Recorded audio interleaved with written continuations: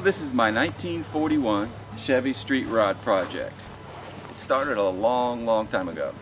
Actually, to get back to the very beginning of things was when I was 6 or 8 years old, working under cars on engines and transmissions with my dad. It's always been an interest and a passion of mine. And so that's where I got my interest in it anyway. We'll fast forward a little bit because don't need all the details, but in about 1974, go back a little farther than that. When I was 16 years old, I bought my first vehicle. It was a 1954 early model Chevrolet pickup. Bought it for $85, ran it for a year or two, traded it for a 1950 Cadillac Hearse, which I ran for another couple years, and I came across this deal on a 1941 Chevy Coupe, which I planned to fix up and hot rod and so on and so forth, but plans don't always go as you initially conceive them. I joined the Navy, got married, moved away. The car sat on a friend's farm for years and I finally sold it to him. So with that history, my dad, in the meantime, retired to Wyoming and found this four-door 1941 Chevy, and he thought of me. So, and plan was he wanted to fix it up for me, and he told me if I bought it, he'd fix it up. Well, I bought it, paid about, I think $450 for it, and it sat because Dad was busy kayaking, building kayaks, rock climbing, spelunking, and working another basically 3 full-time jobs after he retired. And unfortunately, a few years ago he retired again and ended up getting killed. He fell off a roof helping my brother do some roofing. We went out to Wyoming, towed this car back. So I've had it for a couple years now, and I'm building my street rod out of it. It's the plans are I'm going to fill all the seams. I'm welding the front end together. It's going to be a tilt front end. I've got a rear end out of pick and pull out of a Jaguar, so I got a Jaguar SJ6 rear end. I'm not sure what front end I'm going to put in. It may go back and pull the front end out of the same Jag. The engine, and the Chevy guys hate me for this, is the Dodge 360. I've got the block, which was donated, and I'm putting a 4-inch crank in it, so stroking it out 4 inches, boring it 30 over. Is going to be a 408, and I plan to put a 6-pack carburetor setup, which is 3 2-barrels. It's kind of old school Chrysler muscle car kind of thing. Anyway, that's the plan. I've been welding on it. I got a lot of the welding done. This grill used to come up in here, but I've cut it off and filled it in with metal. I've got some more filling in. I'm going to put metal all the way around here and recess the grill. The concept is not a race car, not a drag car, but a highway car. So one of the reasons it is nice to be a 4-door. It'll be a comfortable car that me and my wife can drive across country in. Hopefully someday we'll go drive coast to coast, and we could also put our kids in the back seat. We've got grown kids, we can put them back there and go out to dinner, or a couple friends go out to dinner. It'll be a comfortable ride. It's going to be air conditioned, power steering, power brakes, all of the modern mechanicals underneath it. So it'll be like an old, a modern car with an old body. We haven't decided what color to paint it yet. Well, this is the rear view of the car. This was a Master Deluxe, which means the top of the line, and back in 1941 it meant lots and lots of chrome. I am not real fond of chrome. I want everything to be smooth and filled. So it had lots of holes. These were all holes that I've already welded up, and there's a lot more holes you'll see on some other angles that aren't welded up yet. Okay. I also removed the drip rails for a smoother appearance, and which left really a big gap in this area, which I welded up using oxyacetylene. Actually, I brazed it. It's got brass rod in here, and it's going to take a little bit of filling and smoothing and a little more heat to and metal working to make this thing smooth. Here's some more of the holes that were filled, and here's some holes that haven't been filled yet. I've been most successful filling holes, especially the bigger holes, using brass. One of the things I use on some of the other holes is I'll take a steel pop rivet and put the pop rivet in and then weld that and grind it. And that's what most of these are, and that's been working pretty well on the smaller holes.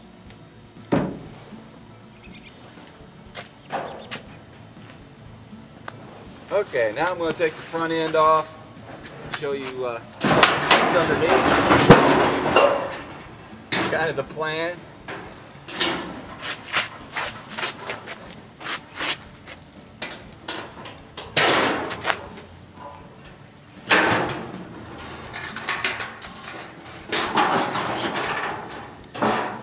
This is how I do a lot of the work on it. I do welding and so forth when it's up in this position. It's the front of the frame. This is where the hinges will attach. I'm going to make hinges to put here, here, and attach to the front end. I'll have bolts I can pull out and still take the whole front end off. So when the engine's sitting in here, it'll be real easy to work on. Well, when we got the car home, first towed it back from Wyoming, we started disassembling the car, and Tiffany was helping me a lot. My daughter Tiffany helped me a lot, and wife Penny helped me some.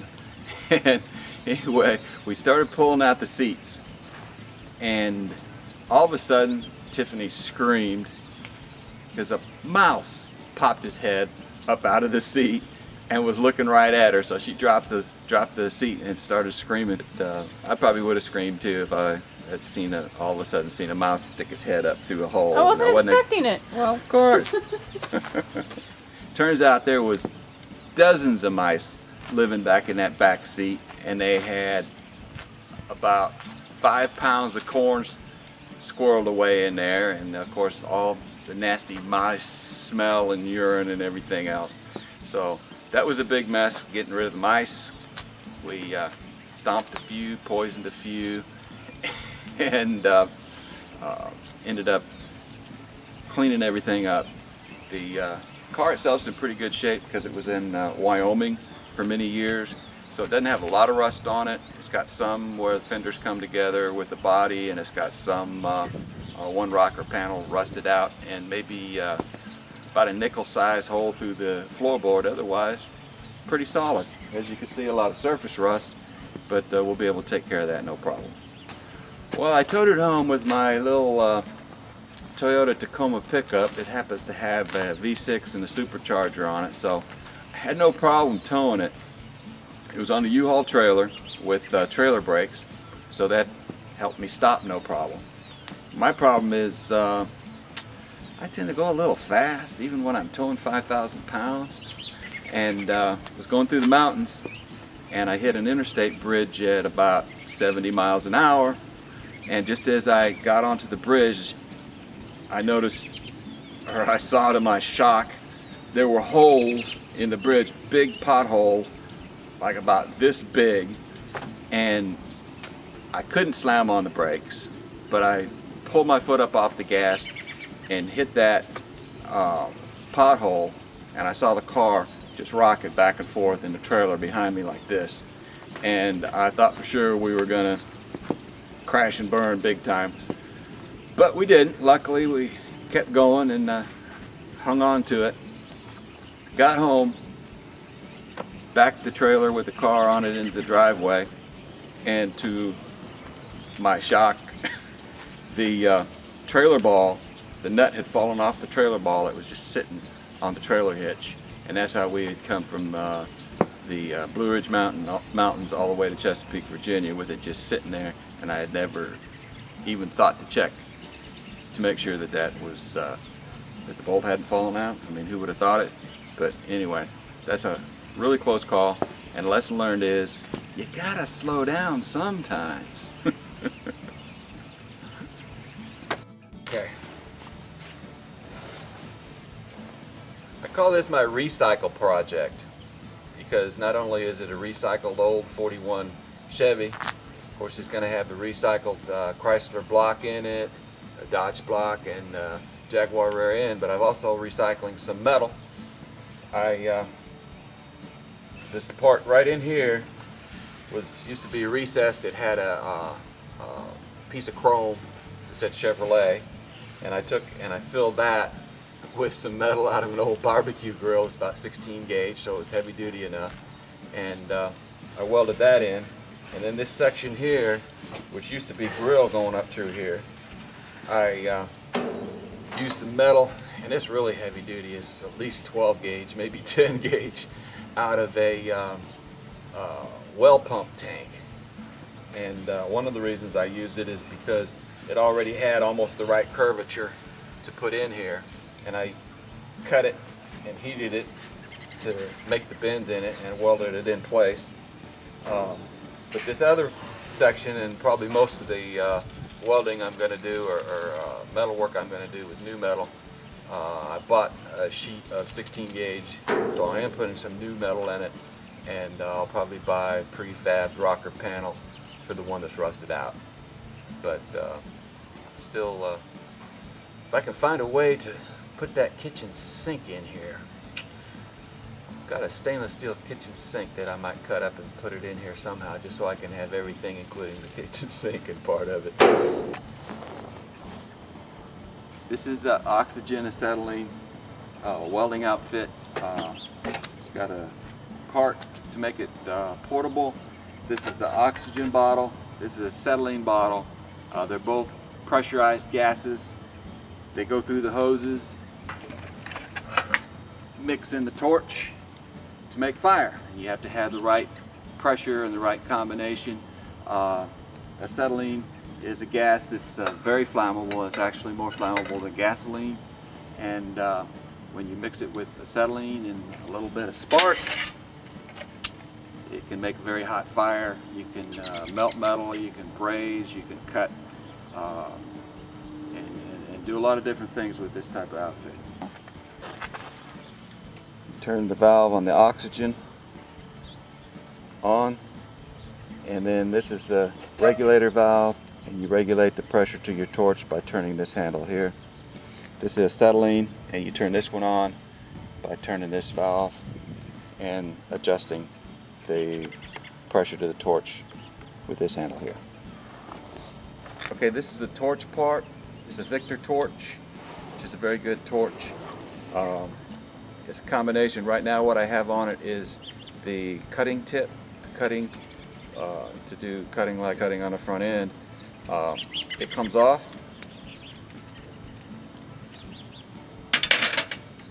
I could put various sizes of tips on for welding and brazing.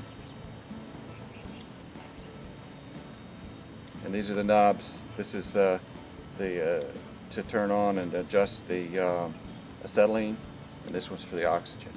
And the other one on here, for when you're cutting, you adjust your oxygen up here for cutting. And this handle, when you push it, actually adds a lot of extra oxygen pressure to blow the hot molten metal out. This is the striker, just for lighting it up. It's got a flint in it. It's got a flint in it that goes back and forth against a rough metal that makes sparks to light the torch.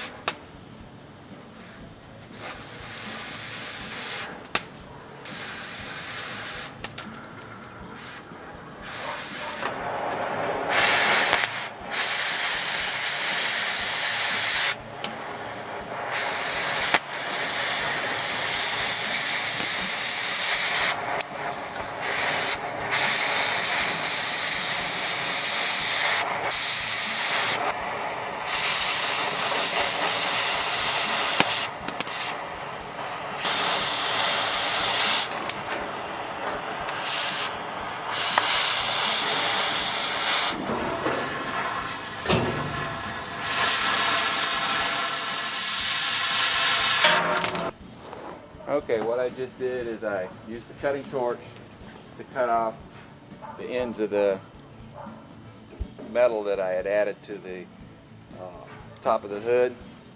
I had cut each one of those pieces of metal. I cut them to help me bend it. It helped in the bend, and so now I've cut them off.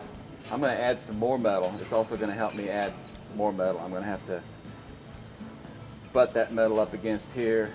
I'll probably cut this off some more to get a good fit, and because I'm going to have to get another whole strip all the way around. The way I'm going to do that is I'm going to weld a complete piece of 16 gauge metal in this whole area, bend it, shape it, and then I'm going to cut it out, cut the middle out, and the grill's going to come in behind it. But I would also like to thank my helpers. My main helper is Tiffany, my daughter. She's probably helped me more than anybody else. Wife Penny has helped me. She's actually busted up on the grinder and helped grind a little bit. A good friend Revy has come over a few times and helped, and Tiffany's husband Nick has helped. I think Keegan's done a little bit, but he's not around that much as my son. Anyway, I've had some help, and it's gonna be a while till it's up and running, but it's a good project. It's fun, and it's my dream project.